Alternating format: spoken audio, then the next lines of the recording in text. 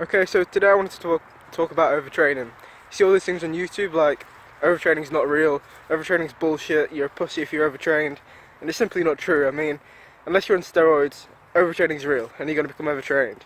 And if you want to go train every day, as intense as you can, and start becoming impotent, you can't get your dick up, you got snot dripping from your nose and you're fucking sick all the time, be my guest. But if you want to avoid those things, keep listening to this video. Okay, so to understand how to avoid overtraining, you first got to understand what it is. Overtraining is basically just a dissonance between your training intensity and volume and your body's ability to recover from said intensity and volume. So, in light of that, you've also got to know that intensity and volume is a form of stress, physical stress. But you also got to know that stress doesn't just come in physical forms. It also comes in environmental forms, such as if it's cold outside like it is now, your body's having to work harder and it's got more stress because it's trying to regulate its temperature at a greater rate.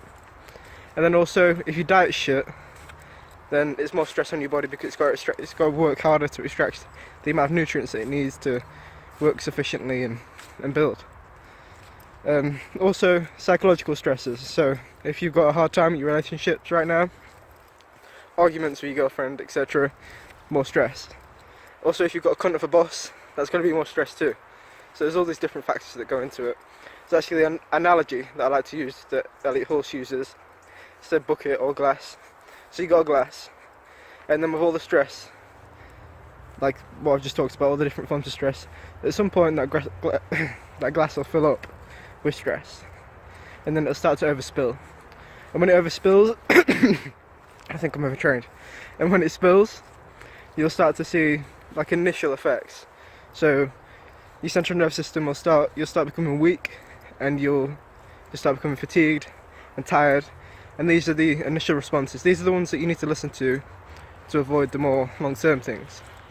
So if you start becoming weak, if you start becoming tired, fatigued, that's when you need to take a bit of a break. If you don't listen to that, then more hormonal and immune type effects will start to happen.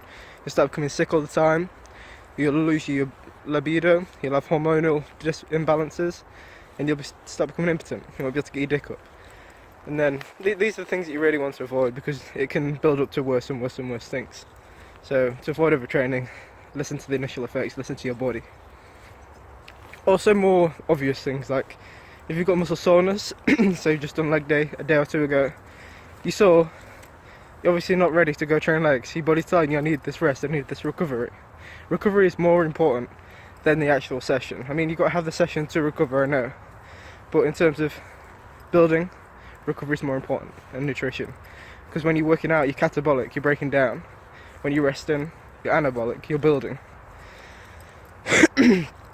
Also, if you've got a more varied exercise regime, say for example I do martial arts, I do rock climbing, I do cardio, I do all these different forms of exercise as well as weight training, and this just means that I can train more regularly because my exercise types are varied.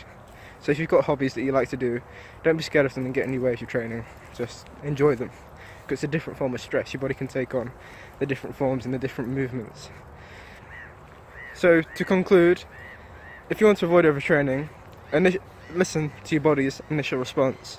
You feel you start becoming weak and tired on a regular basis, say more than 3 or 4 days, you know that you're becoming overtrained. So that's a good indication that you might need to take a week or two off. I actually recommend taking a week or two off every 4 to 6 weeks of training, just to ensure that you don't become overtrained and you can keep that intensity up. Also, there's a trade-off between exercise intensity and volume. So you can't train intense every day.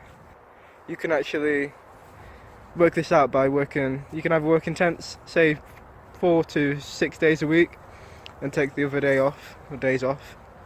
And then you can work non-intensely every day, maybe even twice a day, because the stress is different. It's a cumulative. It's just building up in a different sort of way.